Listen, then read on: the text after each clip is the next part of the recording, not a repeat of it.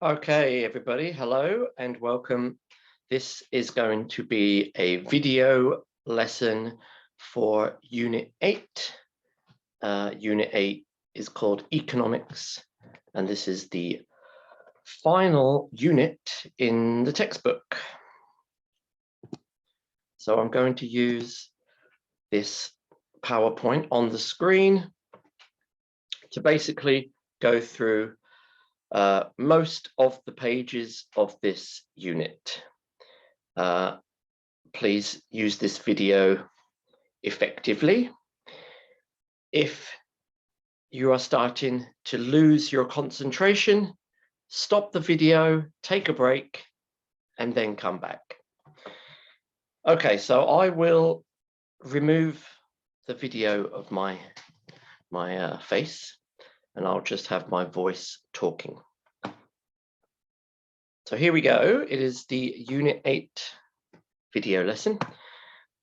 So what we will study and learn: vocabulary relating to the unit topic economics, the skill of skimming when reading, and we will read both of the articles in this unit. So reading 1 and reading 2. And very importantly, understanding graphs and being able to interpret them in English. Okay, that is the main focus of the language development part for this unit.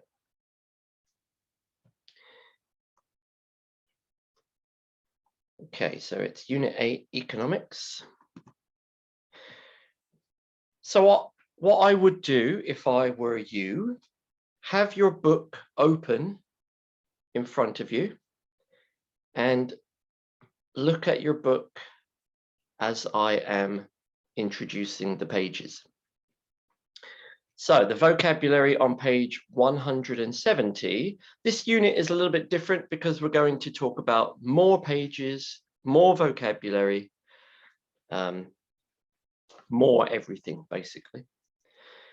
So page 170, let's have a look at these words. So we've got stock market, a system for buying and selling parts of companies, the total value of all the investments that are traded in this system, the stock market. And here is an example sentence using that word. Do you pay much attention to the stock market? So it's basically stocks. Do you spend time looking at stocks? Do you pay attention to the stock market? Okay, the next word is crash. Remember, it's related to economics. So a crash means to fall or lose value suddenly and completely. There was a major financial crash on Wall Street in 1929 and more recently in 2008. Okay, so this is when the financial situation becomes very bad. There is a crash. Next word, investor. Someone who puts money in a bank, business, etc., in order to make a profit. He's got a great business plan, but needs investors before he can start. Okay, so it's other people who put money into a business or some kind of financial project. The next word is depression. Again, this is about money, okay, not about feelings. A period in which there is very little business activity and little employment. Economic experts are predicting a period of depression following this coronavirus pandemic. Yes, so it is a time when people are struggling financially and the work sector is also not great. Maybe there are less jobs. That is called a depression. Next word, replica, a copy of an object. If you go to markets such as Dongdaemun, you can find many replica items. Replica. Okay, so it's a copy of something. Replica. And the last one, which is a kind of old-fashioned expression, ticker tape. So that's a long, thin strip of paper used in the past for printing, changing information on. For example, the price of stocks. Now, you don't see this anymore because now everything is digital. But many years ago, in the early days of the stock market, people used ticker tape. So my example sentence, ticker tape is not used anymore, but it was once the way to transmit stock prices through telegram lines. Okay, so there is the first set of vocabulary. Page 172, reading 1, and it's the vocabulary 2. Right, everybody, so what I would do if I were you is when there is some, when there are some questions, or if you have to fill in the blanks or write the answers, before I give you the answers, pause the video, stop the video. Let me put my face on the screen again here. So pause the video, try to write the answers in your book, and then start the video again, and you can check your answers as I tell you them. That is the most effective way to study with this video. Okay, so you could try doing that for this page.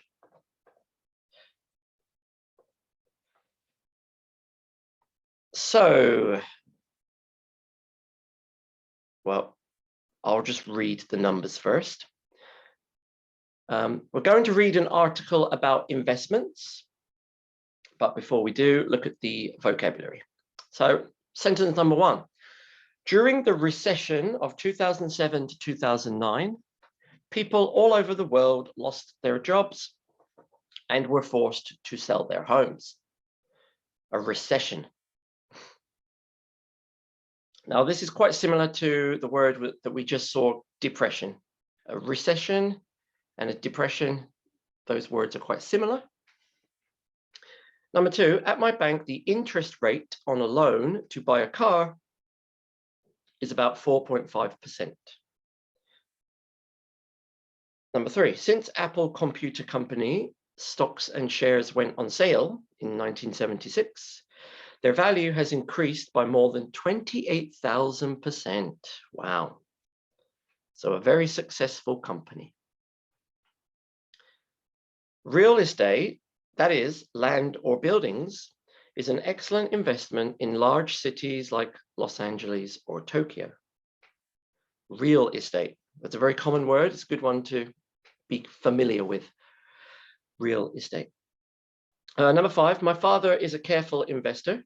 He buys assets like buildings and cars that increase slowly over time. Number 6, after a natural disaster such as a tsunami or a fire, the homes and businesses in an area usually go down in value. And number 7, if you buy gold, you can probably expect to get a high rate of return on your investment. Okay, so now we're going to do the definitions. And you can see the answer to A is interest rate.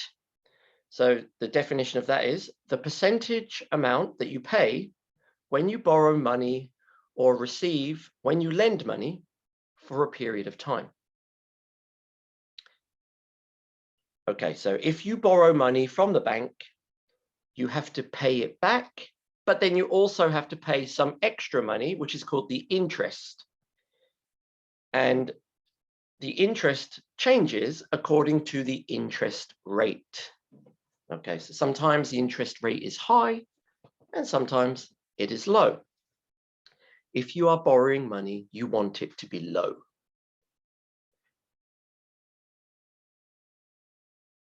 Okay, so B, C, D, E, F, G. I think the best thing is pause the video, try to write the answers in your book and then start the video again, and you can listen to my answers, and I will give you the answers in 5 seconds.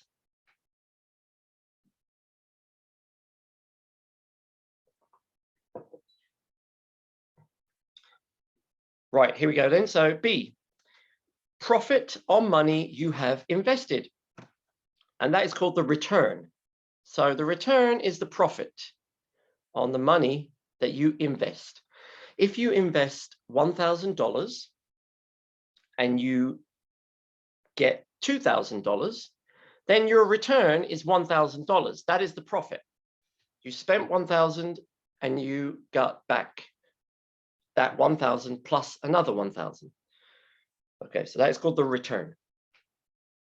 C, parts of a publicly owned business which can be bought and sold as investments, stocks and shares. Okay, that's the definition. Parts of a publicly owned business. D, someone who puts money in a bank, business, etc. to make a profit. That's the investor. E, how much money something could be sold for? The value. The value, how much money something could be sold for.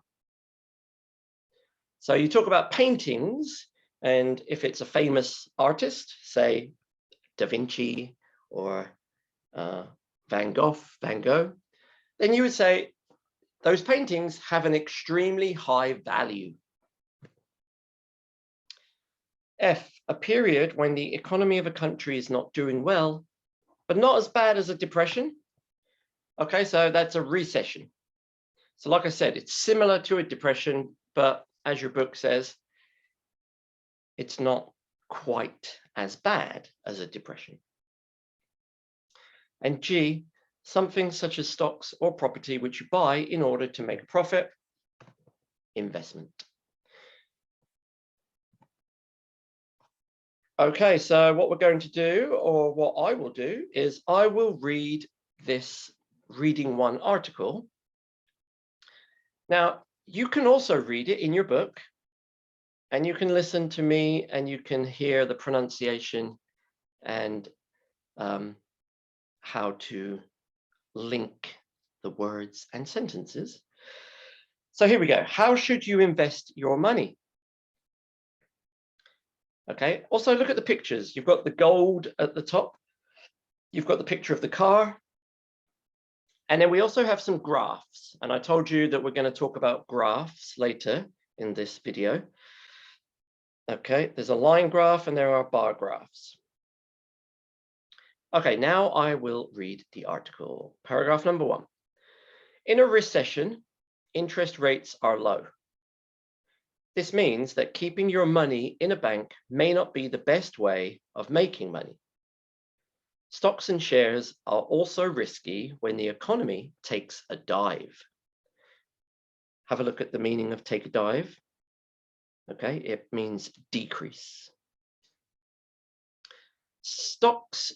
So where should you invest to make the most of your money? For the brave investor, there is a range of alternative investments. Gold and classic cars are two popular investments because their market value tends to go up with time. Paragraph 2. Over time, gold has been a very good investment, though the price has fluctuated. Have a look at the meaning of that word. Fluctuate means to go up and down, up and down, up and down. It is not stable, it fluctuates. Okay, so the price has fluctuated in recent years, as the graph below shows. Between 2009 and 2012, for example, the price rose from $1,087 an ounce to a peak of $1,664 an ounce. Then, by the end of 2015, it had fallen to $1,161. In 2016, it rose slightly again to $1,249. forecasters expect it to stay in this range until 2025. If you are thinking about investing in gold, you may want to consider one famous investor's advice. Warren Buffett, one of the richest men in the world, dislikes gold as an investment. He points out that historically, the stock market has brought in significantly higher returns than gold. He also says it is better for society if you use your money for something productive rather than have it sitting in a bank. Paragraph 3. While gold and stocks are both excellent investment options in the long term, some people prefer investments that they can use and enjoy. For these people, classic cars are one way to have fun and make lots of money. In fact, over the last 30 or 40 years, the value of some classic cars has risen far more than that of gold or other investments like houses. As an example, a 1972 Ferrari Dino 246 GT cost around $13,000 in 1980, but was worth as much as $450,000 in 2016. A 1955 Mercedes-Benz 300 SL cost about $36,000 in 1980, but is worth about $1 million now. But neither of these cars compares to what is perhaps the best investment ever. A man in Tennessee bought the Aston Martin DBS, which was used in 2 of the James Bond films.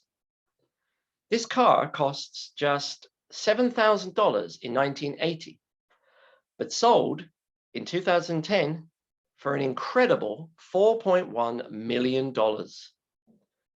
That is an incredible 20,000% increase. Paragraph 4. In sum, the prospect of making lots of money through investing is very exciting, but one must never forget that investing is a risky business. Gold prices rise, but they also fall. Classic cars need to be kept in excellent condition to increase value, and because fashions change, investors have to guess which car to invest in.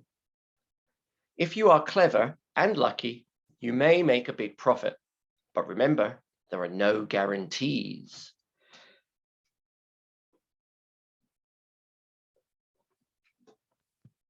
Okay. Just a little bit of advice. Don't forget to translate any words that you know or understand. And like I said, notice the graphs. We will return to those later. All right, let's go to the next slide. Page 174. This is just a short little box with information about skimming. So skimming is a skill for reading, and I'll just read this. So skimming is the opposite of reading in depth. To skim a text, read it quickly to get a general idea of what it is about. Don't read every word. It is enough to read the title, the introductory paragraph, the concluding paragraph, and perhaps the first sentence of each main body paragraph. It is also useful to look at any photos or diagrams in the text. Skimming is a particularly useful skill in academic reading. Okay, so if you don't have time, or if you are just searching for answers to questions, you don't always have to read every word. You don't have to read in depth. You can do this skimming skill, and you just look for the important words, or you look at the pictures or the diagrams or the graphs. Okay, let's keep going. So now we move on to reading 2, and it's going to be pretty much repeating what we just did. So if you need to take a little break, if you're losing your concentration, stop the video, okay, rest your brain, and then when you're ready, start again. Okay, so reading 2 is an article about income and expenditure. Income and expenditure. Right, let's do the vocabulary a little bit different this time. We're going to start with the definitions. That is A, B, C, D, E, F. And then we'll have a look at the example sentence. Okay, so look at A at the bottom. It is money that you put away, usually in a bank, for a later date. Money that you put away, usually in a bank, for a later date. And the answer is savings. So let's have a look at the example. Number 6. It is a good idea for workers to put some money into savings every month. Even putting a little aside each month can result in a large amount over time. Savings. So it's very common to open a savings account at the bank. B, how much money and comfort someone has. This is called the standard of living. Have a look at number 1. My family has a comfortable standard of living. We have enough money to pay for everything we need, and we are able to save a little bit of money every month. Okay, so usually before this, you have an adjective. In number 1, it says comfortable standard of living, but you might say things like a low standard of living, a high standard of living, a poor standard of living. So it is how much comfort and money you have. C, one of the things that has an effect on a particular situation, decision, event, etc. This is the factor. Number 4, the weather is one factor which influences the price of food. For example, if there is not enough rain, crops are smaller and the price of food goes up. D, the total amount of money that a government or person spends on something, that's the expenditure. Okay, so that's the money that you spend, the money that goes out. Number 3, housing is the biggest expenditure for most people. For instance, many Europeans pay 40% or more of their income in rent or house payments. E, money that you earn by working, investing, or producing goods. That is the income. Number 2, people who go to university usually have a higher income than people with only a secondary school education. This means about when you get a job. Okay, if you have been to university, the chances of you getting a better job are higher than if you did not go to university. F, an amount of something expressed as a number out of 100, and that is the percentage.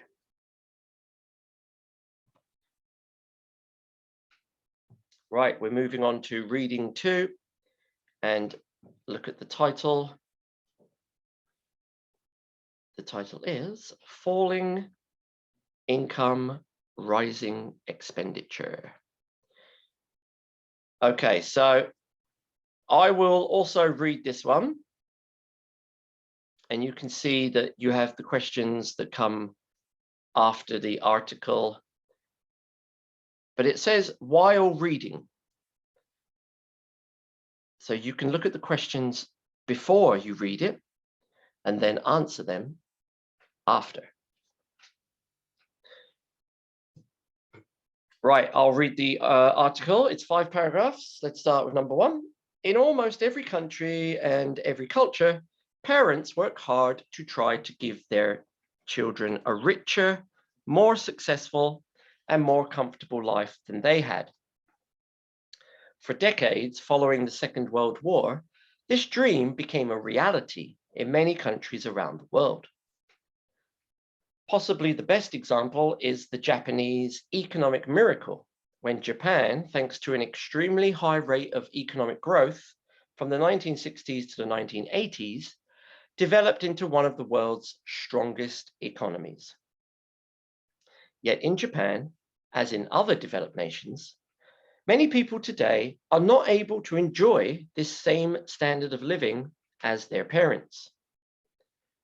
This is because in recent years, incomes have declined while expenditure has risen. In effect, this means many people are actually poorer than they were 10 or 20 years ago. Okay, so let's just summarize it. Now, they talk about Japan, but I think we could also say Korea. South Korea had a similar experience as a nation. There was a huge economic miracle, we can say. I think it's actually called that, the miracle on the Han. That's after the Korean Civil War, when there was a huge amount of domestic productivity, and Korea's economy strengthened a lot. But now, as we all know, people are struggling again because the cost of housing is extremely high, and people don't get paid enough money. So it's very similar, Japan, Korea, and many other countries. Right, number two, paragraph number two. Falling incomes are the first cause of a declining standard of living. In the United States, for instance, incomes rose during the 1970s, began falling in the 1980s, and reached their low point during the Great Recession of 2007 to 2009. The years since then have seen a slow recovery, yet according to the US Census Bureau, the median income in 2016 was $59,039, nearly the same as in 1999. Similarly, in the United Kingdom, the average household income of £25,700 in 2016 was nearly the same as that in 2007. Paragraph 3. The other key factor which influences people's standard of living is expenditure. Worldwide, prices for necessities such as rent and food have been rising. As an example, Figure 1 shows the percentage of their income that Americans spent on 5 key categories between 2000 and 2016. So this is the graph at the bottom left. Housing, food, transport, entertainment, and health. Until 2015, the costs in these 5 categories remained more or less stable. That is, Americans spent approximately 20% of their incomes on housing, about 10% on food, about 8% on transport, and around 3% each on entertainment and health. As the graph shows, most of these costs jumped in 2015 and have continued to rise. So again, I think it's probably similar in Korea. The prices, the cost of things has risen in recent years. Paragraph 4. In the United States and in many other countries, the most important cause of rising expenditure over time is the high cost of housing, right? That's what everybody talks about in Korea. In many cities worldwide, there is a critical shortage of houses and apartments to buy and rent. This has driven up costs. Also, healthcare costs continue to rise as prescription drugs and hospital costs have become more and more expensive. Transport and food prices have also increased significantly in recent years. So, in conclusion, the combination of rising prices and falling incomes has left many people with less spending power than they had in previous decades. Because consumers must pay more for essentials like food, healthcare, and especially housing, they have less money for education, investment, savings, and small luxuries like eating in restaurants. For many people, the dream of living in greater comfort and security than their parents must seem very distant indeed.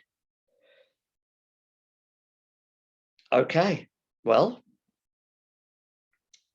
after you have reviewed the article, check the vocabulary, see if there's anything that you don't know, I mean the words, and translate them. The next thing you can do is have a look at the questions, part 5 and part 6.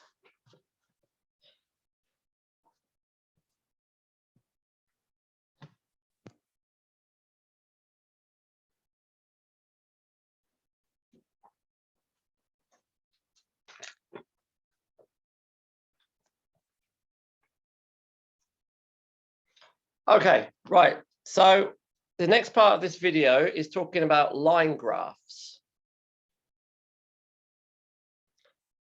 Understanding line graphs. This is from page 180 in your book. And everybody, this is important stuff. And there's a very good chance that there will be some questions about line graphs in the final test. So this part is quite important.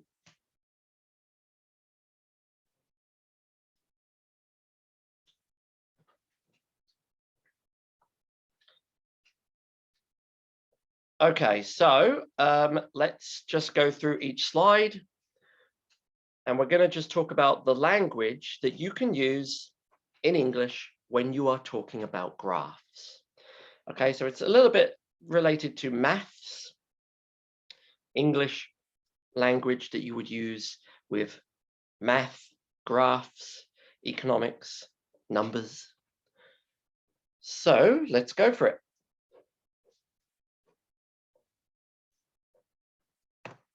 So understanding line graphs. A line graph uses points on a line to show a trend, as you can see on the image on the screen.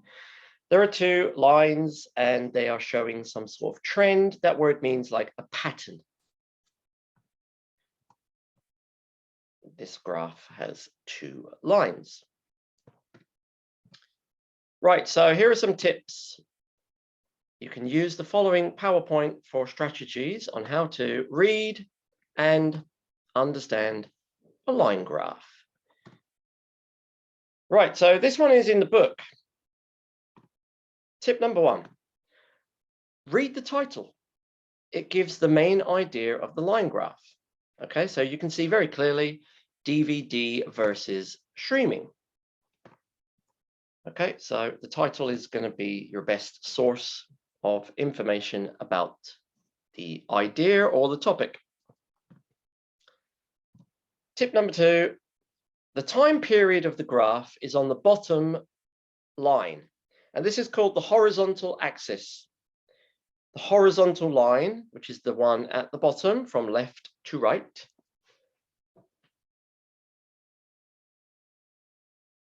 okay, and this graph's time period is measured in years. There you can see it. All right, tip number 3, the numbers or percentages of the graph are on the left side, and that is called the vertical axis, top to bottom of the graph. And this graph is measured using numbers.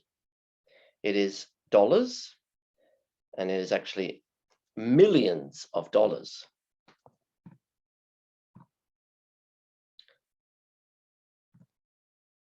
Tip number 4, to read a line graph, first you have the number or the percentage, which always goes top to bottom on the vertical axis. And then you have the point of time, which always goes at the bottom, left to right, the horizontal axis.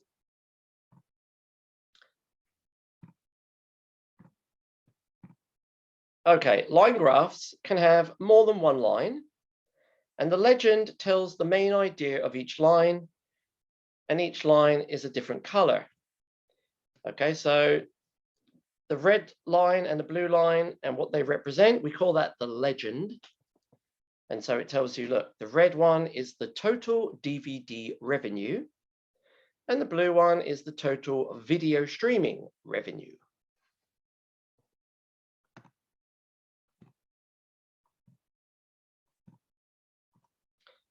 And it's basically comparing, isn't it? It's a comparison. That's why we put versus. DVD sales versus streaming sales. Okay, so that's a basic way to read a graph, which I'm sure you all know, but it's about using English, isn't it? So what we're going to do then is now we're going to go to the book, pages, sorry, that's the wrong way around, 185 to 189. And we're going to answer some of the questions so that we can practice using language to describe graphs in English. Right, now that first page there, we kind of talked about it in the previous slides. So we're going to skip these 2 pages. Let's start with this one. Okay, it is page 182, I think. It's hard for me to see that there. Let me have a look at the book quickly, everybody.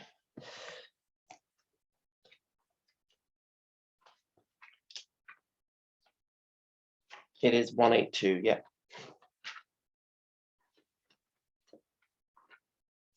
Okay, so 182. So it's the same graph that we just looked at. Let's have a go at answering some of the questions on the page, okay? Because you might see similar questions in the final test. So question number 1, part 3, number 1, directly under the graph. It says the graph compares DVD and video streaming revenue. What do these terms mean, and which line on the graph represents which term? Right, so we talked about it already. The blue line represents video streaming revenue, and the red line represents DVD revenue. The word revenue means income. So it's the amount of money that comes in. The income is the revenue. Question 2, which years are covered? So the answer would be between 2010 and 2019, or between 2010 and 2019. Number 3, what is the meaning of the numbers on the vertical axis? We already talked about it. It is the number of sales in millions of dollars.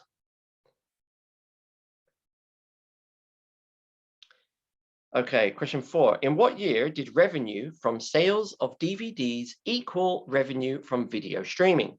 So where do the 2 lines meet? And you can see the answer is in 2014. The numbers are the same. Part 4, complete the summary with figures from the graph. In 2010, revenue from DVD sales was worth about, so have a look at the graph, 2010, DVD is red, so the answer is 16,000. It's $16,000 million, compared to only about $5,000 million for video streaming. That is the blue line in 2010. Estimated revenues for these 2 types of media show the exact opposite picture in, so where are they opposite? It's at the very end of the graph. So the answer is in 2019. Part 5, answer the following questions to help you interpret the graph. Number 1, summarize the trend shown in the graph. Complete the sentence. According to the graph, revenues from DVD sales and video streaming sales have moved in opposite directions. As revenue from sales of has risen, so which line has risen? That would be the blue line. So the answer to number 1 is video streaming. Video streaming has risen. Revenue from sales of DVD has fallen. Okay, so number 2, what reason or reasons can you think of to explain the trend in question 1? So this is the more difficult part. You have to try to explain why did this happen. So what would you think? What would you guess? Well, why has video streaming increased and why has DVD revenue decreased? It's quite obvious. I would write an answer like this. In recent years, people are using streaming services like Netflix or Amazon or Apple TV on devices like tablets and cell phones. So people do not watch DVDs anymore. DVDs have been replaced by video streaming.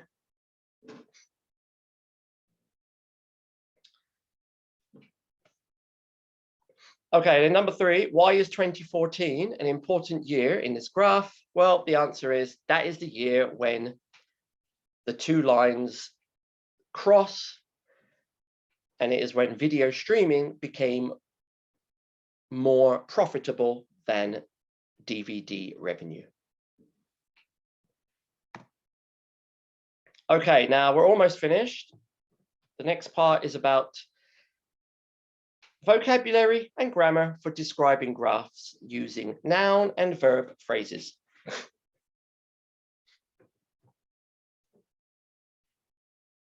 Okay, so look at the box. You can describe data with a verb phrase or a noun phrase. So example of a verb phrase, sales of DVDs rose sharply and then decreased sharply. Okay, so you have a verb and you have an adverb.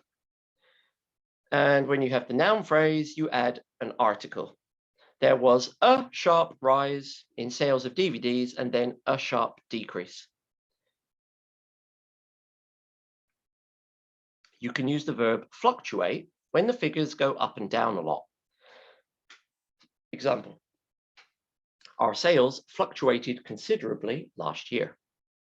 Okay, let's have a look at the questions. Match the sentences 1 to 6 to the graphs A to F, which all refer to DVD sales.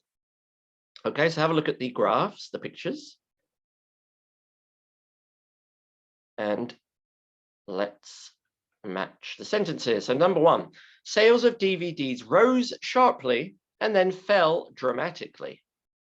So which one does that represent? That would be A.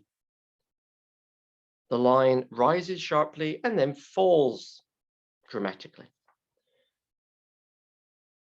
Number 2, DVD sales decreased slightly and then decreased sharply. So that's F. There is a slight decrease and then a sharp decrease. Number 3, the number of DVD sales did not change. So that's D, the line does not change. 4, DVD sales increased slightly and then increased sharply. That's C. 5, at first, the number of DVDs sold did not change, but later this figure fluctuated. That is B. Okay, it doesn't change and then it goes up, down, fluctuates. And number 6, DVD sales fell slightly, but did not change after that, and that is E. Okay, so this is all about using language correctly. Part 2, let's write the verb phrase verb phrase as a noun phrase. So number 1, rise sharply as a noun phrase, a sharp rise. 2, fall dramatically, a dramatic fall. 3, decrease slightly, a slight decrease. 4, increase gradually, a gradual increase. And number 5, fluctuate considerably, a considerable fluctuation.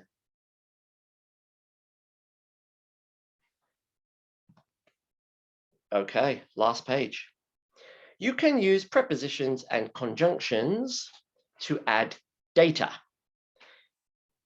Sales increased sharply from 7.68 to 10.63 million units between 2016 and 2018. you can use of in a noun phrase to describe the total change. This was an increase of 2.95 million units. Okay, so this is using small words to describe data. Okay, part 3. Complete the sentences using the words in bold in the examples above.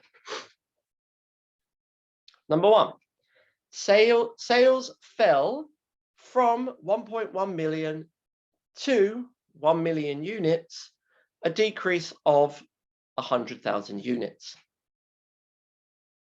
Number 2, prices rose from around £5 to well over £10, a rise of 100%. Number 3, so now we've got dates.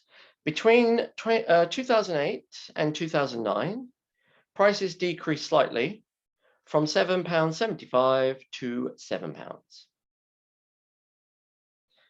Number 4, prices fluctuated considerably between 2010 and 2018. Number 5, there was a gradual increase in prices from £8 to £8.95 during the last 6 months of the year. And the final language part, using approximations. When we do not know exact figures, we can use words to show that the numbers we state are approximations. That means not exact. It's like the word approximately. Okay, so let's use the language in the box to find a similar meaning. Number 1, almost. So what is a word that is similar to almost?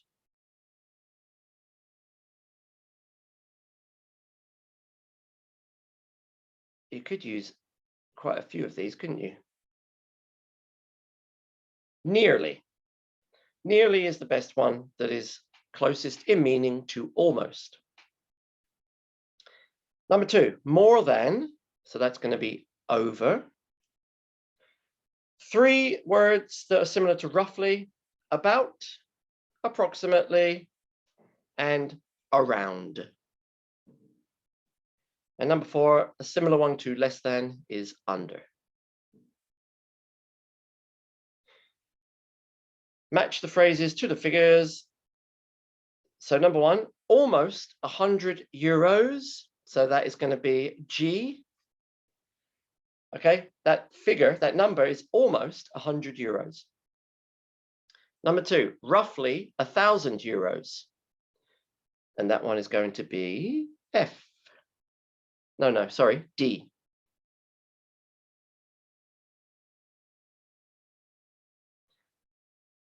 D. 1,014 euros is roughly 1,000 euros.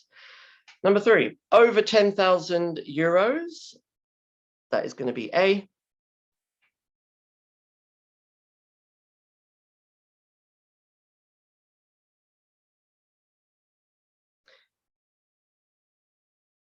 Sorry, that is not A. Number 3 is E.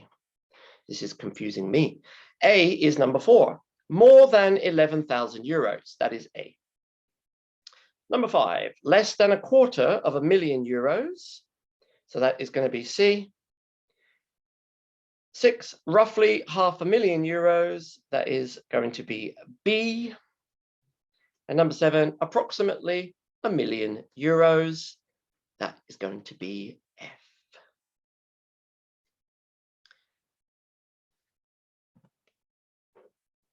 Okay, everybody, that is the end of the video.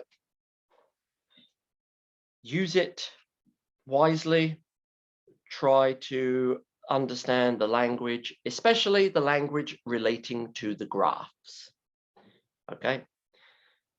There could be some questions in the final test relating to graphs. Okay, everybody, we will have a face-to-face class in the next week. And during that lesson, we're going to talk about how to finish the writing project.